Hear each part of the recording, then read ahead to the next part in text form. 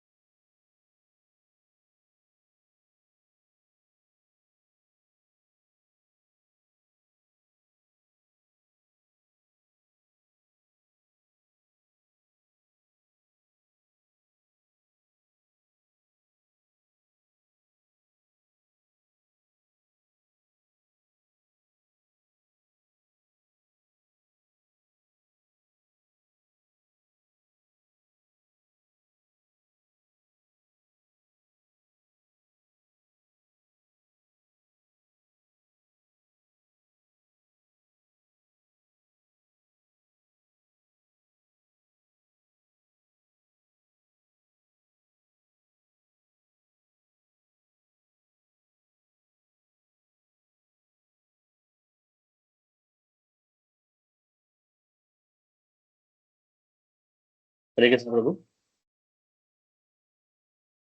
You are muted, Prabhu. Okay. So till we uh, till we get some questions from the participants, I have a few questions to ask. I'll come back Hare to your question. One interesting question. Hare What Krishna. is the surest? Yes, I'll come to you. May I know who is that? Hello? Raj Sekhar asked that. He is waiting. Hare Krishna, Prabhu. Is it Rajashekar. Yes. Yes, Rajashekar. Hare Krishna. Prabhu? I have a question that how love, Yeah. how intensively Krishna is loving. Actually, the thing is, suppose you are asking me, suppose uh, the motive of our life is to gain the knowledge how to love Krishna, right? So that we Yeah. will go back to Krishna. Now, being Yeah. as we have impure heart, so it is not so Mhm. possible for us to right now. All of a sudden, it is Yeah. not so possible for Yes. us to love Krishna immediately. But if there Correct. is some opponent, suppose if my opponent is so loving that he can attract, Mm. then I can develop myself. I can develop the love. Now the question is Yes. that how intensively does Krishna love me or everybody or every creature? Yeah. Yes. Very good question. In fact, the very name Krishna means he's all attractive. Krishna is all attractive. Krishna loves each one of us so much so that even though we have forgotten him, he comes time and again to this world and he performs various activities to draw our attention towards him. He sends his confidential devotees who come as acharyas to teach us. They are the messengers of God. They teach us about what is the purpose of life and how to develop devotion towards Krishna by their personal activities, by their personal behavior. So, another, the greatest evidence, I would say, uh, to show that Krishna loves us unconditionally, that is the Bhagavad Gita itself. And in the Bhagavad Gita, specifically at the end of Bhagavad Gita, Lord Krishna demonstrates his unconditional love for all of us by saying, Yathechasi tatha kuru. He says, whatever I have told to you, please think about it. And I'm not going to force you because I respect your free will. I respect your power to choose. right? In fact, in no other religious book you will find such a statement where God, the supreme power, supreme powerful person, he is saying, I'm okay even if you don't choose me. Now, this is called pure love. Pure love is not about imposing your love on others. Pure love is about giving that space, giving that freedom, respecting the other person's choice. So, therefore, in this connection, Krishna is actually the greatest well wisher. He unconditionally loves each one of us. And as you read through the pages of Bhagavad Gita, you will realize this. In every aspect of my life, I am actually dependent on Krishna. It's the other thing that I don't know. Each one of us, we don't know how Krishna is involved in our life every moment, but he is involved, right? Just like a child may not know in his uh, small age, he may not know how all the luxuries that he is experiencing is because of his father. He's not aware. But once he grows up, he becomes aware and then he becomes grateful to his father, isn't it? So, in the same way, yes, we are born in ignorance. We do not know, but we should not live in ignorance and we should not die in ignorance, right? We don't know how this, when we are in ignorance, we don't know how much the Lord loves us. For example, Krishna says in the Bhagavad Gita, Aham Vaishwanaro Bhutva Praninam Dehamashritah. Krishna says, I am situated in your belly as the fire of digestion.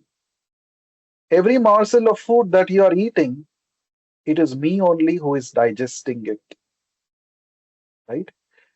See, just this one statement. We cannot derive any energy, we cannot work without eating food. And even if you eat the best of foods, right? If that food is not digesting properly in your body, you will not get any benefit from eating that food. So Krishna says, I make sure that every living entity, whatever food he or she it takes, it is Krishna, it is me only who is digesting that food, supplying energy. You may call it different names, biological processes, but Krishna says all those biological processes within your body are happening because of me. This itself shows how much Krishna, God, loves us. So we have to become conscious of all these things. And that's why Bhagavad Gita studying is so important. Every statement of Krishna, if you study in the Bhagavad Gita, you will understand how much Krishna cares for me. Even though I have forgotten him, he has not forgotten me.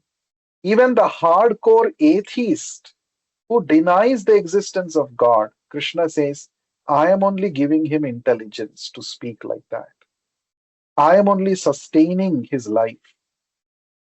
So just like a tree, if you go to a tree with an intention of chopping down the tree, still, if that person is standing under the tree will give cool shade to the tree. This is and the tree does not expect anything from that person. This is the kind of selfless love that Krishna has for each one of us. For our sake, Krishna comes down to this material world, right? Just to give us an opportunity to know him. Otherwise, how will we know him by ourselves? It's not possible. So, Krishna loves us unconditionally, and we have to love back Krishna. We have to love him back, and that makes us truly happy and satisfied. Hope that answers your question. Kautuk, there was another question posted. Could you please read it? Sure, Prabhu. So there are two questions. First asked by Kaushik Kumar. He says, Yeah. Hare Krishna Prabhu, I wanted to ask more clarity on heavenly and earthly planets. Can you please explain? Okay. So, according to the Vedic understanding, we call it as Triloka. There are actually 14 divisions of planetary systems, and these 14 divisions of planetary systems are divided into three categories. The middle planetary systems is called Bhuloka. We are living in this Bhuloka. Bhuloka is not just one planet, but it is a system of planets. And above the Bhuloka, there are higher planets, right? Higher planets. Bhur, Bhuvaha, Suvaha, Mahaha, Maharloka, Tapoloka, Janaloka, Siddhaloka, or Satyaloka, like that. They are all higher planets. And below the Bhuloka, there are lower planets, Atala, Vitala, Sutala, Rasatala, Mahatala, Patala, like this. These are the lower planets. So the Earth is said to be in the center, the middle planetary system. And above that, there are higher planetary systems, and below that, there are lower planetary systems. So higher planetary systems, also known as Swargaloka. Now, Swarga means all these are part of the material world only. Material world means everywhere there is repetition of birth and death, and there is the miseries of birth, death, old age, and disease, as Lord Krishna says in the Bhagavad Gita. So, as you go higher and higher from Bhuloka to the topmost Satyaloka or Brahmaloka, the duration of life of people living there will be more. And uh, their bodily abilities to enjoy material pleasures will also be higher and higher. These are all descriptions in the Vedic scriptures. And uh, people live for a very, very longer duration of time. Higher standards of sense enjoyment is possible in the higher planetary systems. But nevertheless, even though they live a very long duration of life, nevertheless, they have to die one day. So, unless they attain spiritual consciousness, it is not possible for them to escape the cycle of birth and death. So, they also have to be born again, right? So, lower planetary systems means where there is not much there are not much opportunities for higher sense enjoyment. The duration of life is not as greater, but it's all relative, right?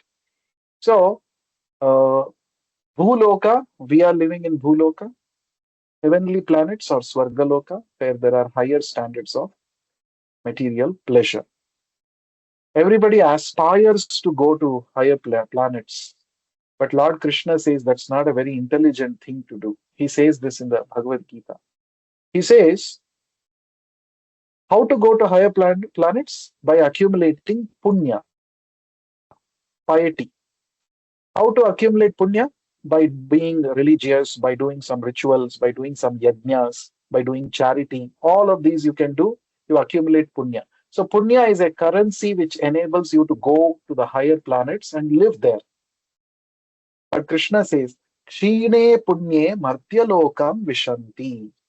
After you exhaust your bank balance of punya, again you have to fall down to the earthly planet. Again perform karma, accumulate punya, and go up again and enjoy higher pleasures there. And again, when your punya gets exhausted, again fall down. This is like a merry-go-round. Go up, come down. Do punya, go up. Exhaust your punya, come down. Right? Just like if you want to go and stay in the US, you need to have a proper occupation in the US. You need to have, uh, a work, a career there, or maybe you should have somebody who is your family member, husband or wife of somebody. Then you can go and stay in the US. And let's say your dollars are exhausted and you don't have a source of income. You neither you have money to stay in US to, and nor you have a source of income or a job in US. Then your visa will be cancelled, or your citizens, you have to come back to India or whatever country you have come from. A very similar concept. So you go to Swarga, Enjoy as long as your punya balance allows you, and then once it's exhausted, you come down. So Lord Krishna says, why do you have to take trouble for some temporary pleasures? Instead, you engage in spiritual activities, in bhakti. By engaging in bhakti, you will actually get rid of the whole cycle of birth and death once for all, and you will come back to my eternal abode, to Sanatana Dhama, to the eternal abode of the Lord. So, this is what Lord Krishna says in the Bhagavad Gita. In fact, Lord Krishna also says in the second chapter, Traigunya Vishaya Veda Nistraigunya Bhavarjuna. O Arjuna, become free from the influence of the three gunas, Sattva Guna, Rajo Guna, and Tamo Guna. And in fact, the Vedic rituals mainly teach you to become entangled in these three gunas, become indifferent to these Vedic rituals, and engage in my bhakti. Lord Krishna says this. Then the question may arise, then why has the Lord described about these rituals in the Vedas? First of all, he himself describes about rituals in the Vedas, and then now he's saying, don't be bothered with those rituals, become my devotee.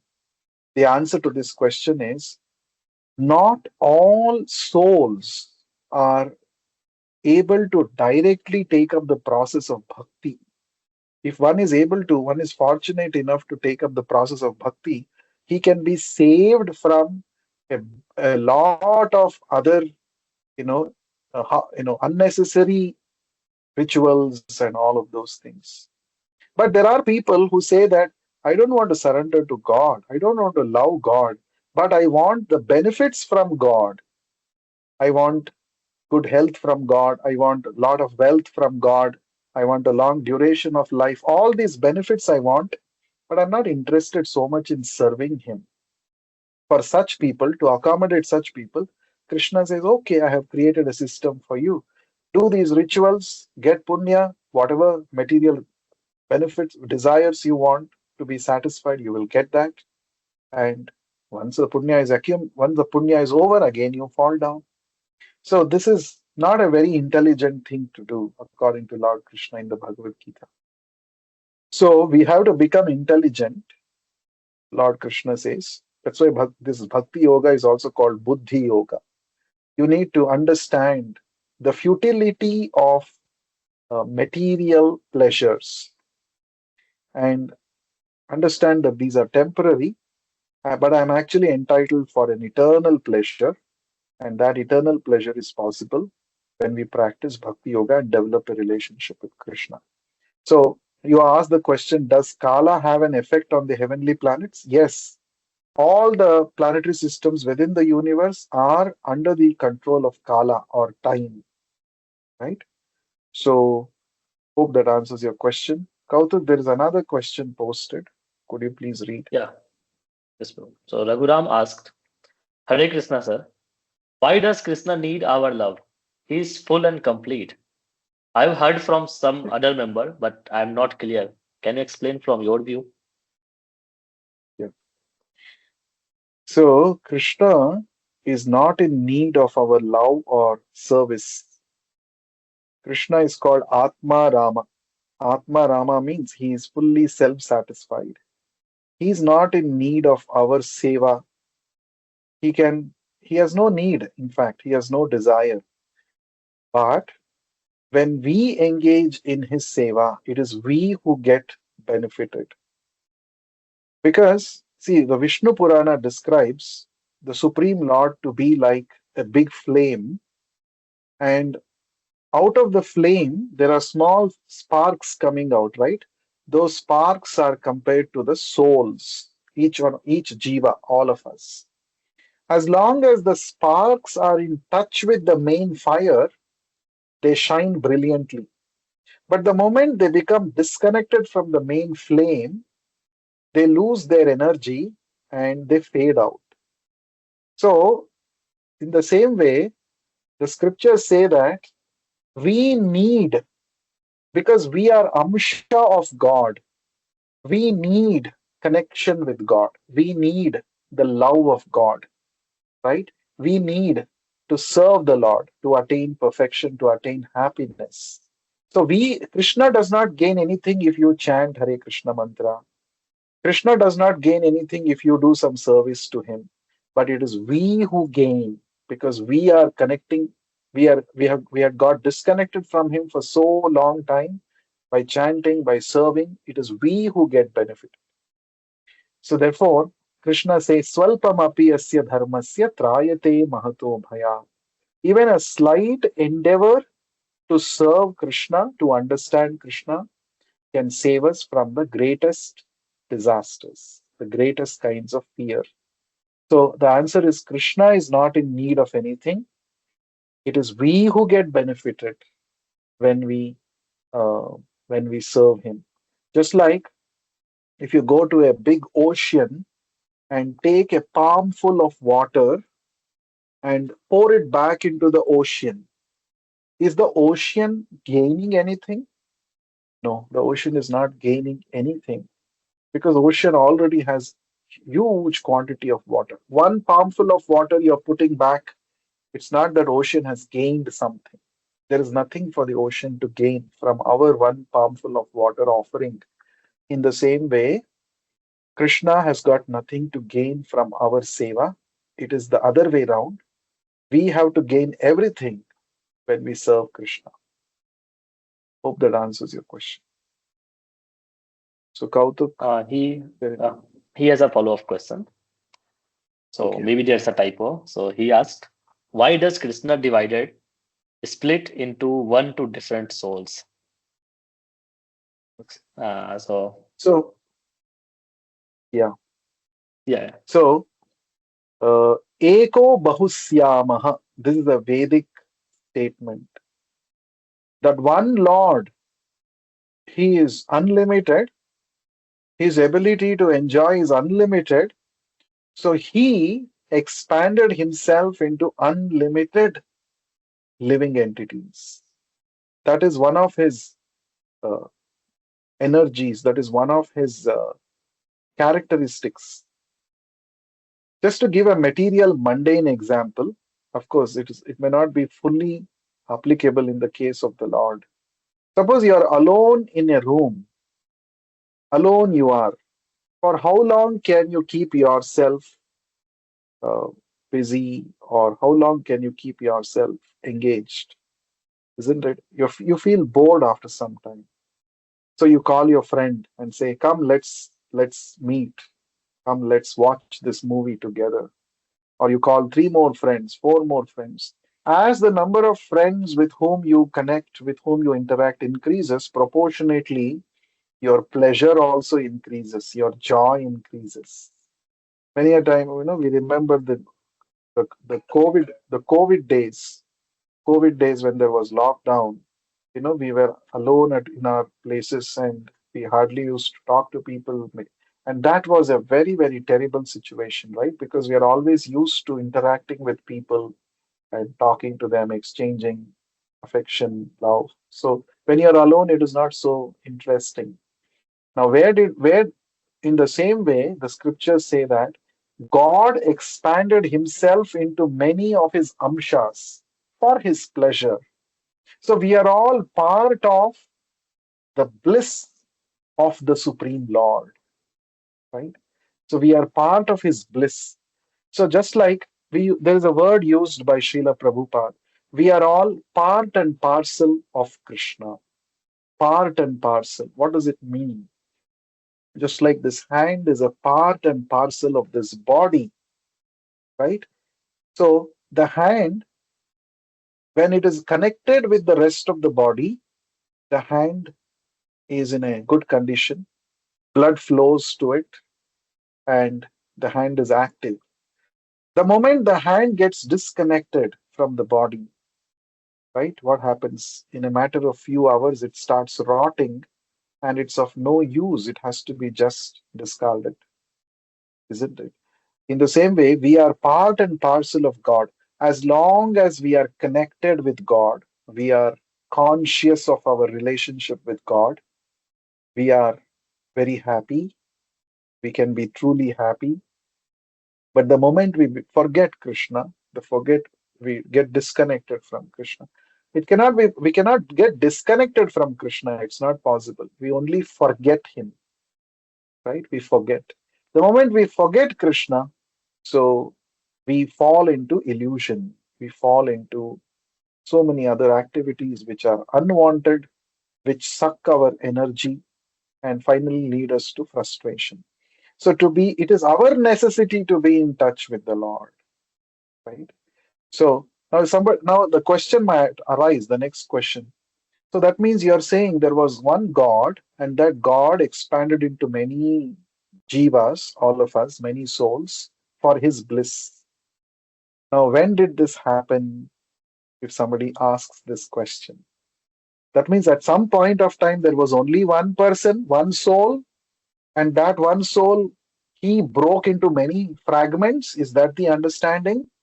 The Bhagavad Gita says, no, that's not the understanding. The Lord is Sanatana, He's eternal, and all of us, His parts and parcels, are also eternal. We have an eternal identity. The soul is eternal. The soul is not, it is not that it was created at some point of time and before that it was not existing. That's not the understanding. The Lord is Sanatana, we are also Sanatana. That is the right understanding. So we exist to experience the bliss by service to God. This is the understanding we get from the acharyas, and this is our natural constitutional position. This is the explanation given by the great acharyas like Ramanujacharya, Madhvacharya, Chaitanya Mahaprabhu, Vishnu Swami, all of these great acharyas. So there are in the Bhagavad Gita, there are three Sanatanas described. Sanatana means eternal. The Lord is Sanatana. We, the Jivas, are Sanatana. The Supreme Lord's abode, the spiritual world, is also described as Sanatana Dhamma.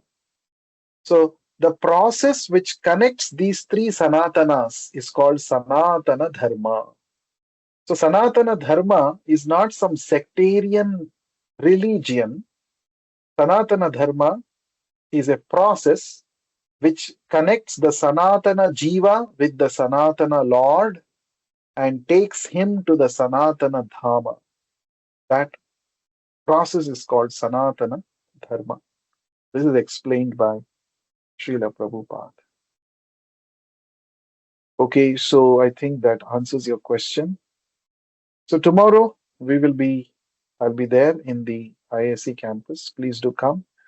We have the session starting at 6:30 p.m. We are going to discuss Chaitanya Mahaprabhu's Shikshashtakam, verse 4. So do not miss. And if you have any questions, we can also meet, personally interact, and discuss. Thank you very much for your valuable time. We will meet again next Monday on this online platform. Thank you very much. Is there anything you want to say, Kautuk? No, Prabhu, that's all. We can wrap up. Okay, thank you very much. Vishwa Guru Srila Prabhupada ki jai. Hare Krishna. Hare Krishna. So we'll meet on Monday. Thank you everyone for staying till the end. Hare Krishna.